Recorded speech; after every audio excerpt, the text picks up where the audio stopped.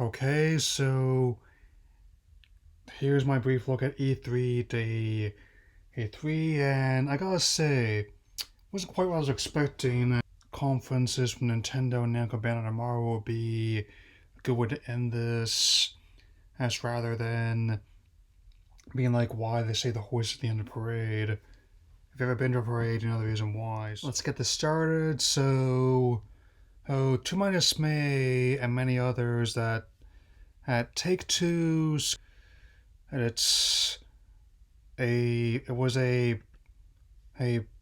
statement on inclusivity from the higher ups, to which I respond, okay. But for a certain amount of people, there's no way you can do that. I mean, hence why I'm not dwelling on it too much. Just kind of reminds me, not only of the when Starbucks' failed Race Together campaign, as well as the subsequent and SNL sketch. It's about Pep Boys' failed attempts to discuss gender identity with their customers, even though they specialize in auto parts, gender fluct. So, long story short, I agree it's an important topic, but maybe it's not the best vein to have a discussion about it. So, I'm gonna switch over to talking about Capcom's conference, which is marginally better, but still not quite what I was expecting. On top of some stuff with the fighting game tournaments, actually being Street Fighter 5 just a moment ago. Oh, because of the popularity of Resident Evil Village, we're getting some updates for the summer. Hurrah! But that also means we're still getting main reavers. There's Haru. So I'm still mainly interested in single player stuff, and they're also working on developing the next main game. I'm still baffled at why Capcom still insists on trying to shoehorn a multiplayer mode into a series where single player has been the bread and butter ever since it started. I mean, yeah. Monster Hunter Stories 2 on July the 9th. I still had to ask why, given how the last game aim only sold 700,000 copies worldwide, and even though the Switch Edge has now outsold 3DS and still climbing, and I'm concerned the same thing might happen again. And seeing it with the amiibo and the anime, trying to horn in a market that's been cornered by other competitors, and the Rise collaboration is not really concerned because I think Rise looks to be a more interesting game. I'm probably going to pass on the trial as well. Like 3.1 updates going to be bringing more content in as well. I'm still thinking the English dub work sounds rather cringe. That's why, if I want to study the whole version, probably going to wait for price to come down, more content to come out. I mean, maybe once it officially is finalized, I'm probably going to be playing it with the Japanese voice suddenly instead, man. AdSense.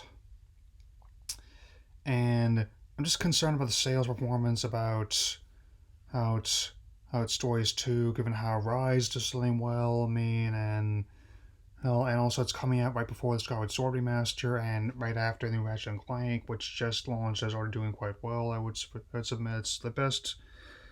Another great exclusive for those who actually do have a PS5, along with Spider-Man, Miles Morales.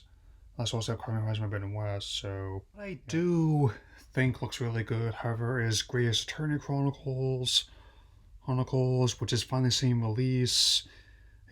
After having to deal with a rather frivolous lawsuit regarding the Arthur Conan Doyle estate, as they're known to do.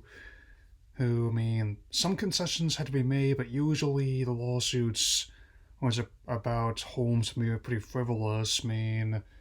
As even and though most of the books in the public domain, the exact concepts perhaps tend to be often litigated against. More often than not, the suits tend to be settled or dismissed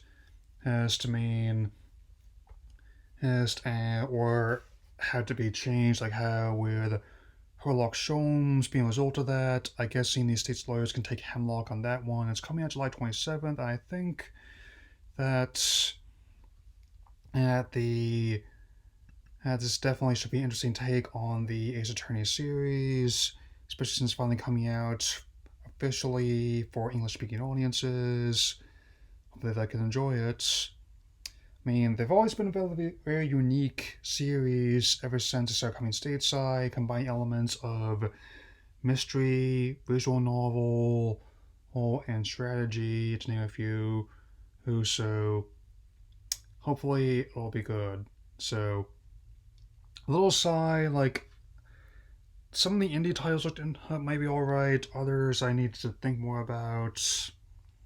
But I definitely know that as another one I'm going to be including in my wrap up tomorrow after the Nintendo conferences, it's like Sonic Colors Ultimate looks fun.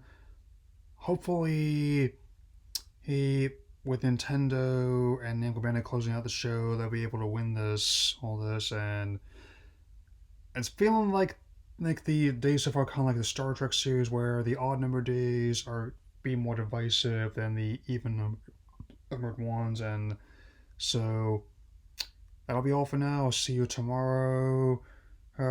Even though my nephew's first is tomorrow, I'm still going to be enjoying talking about the Trios Direct, and I will definitely talk to you all later.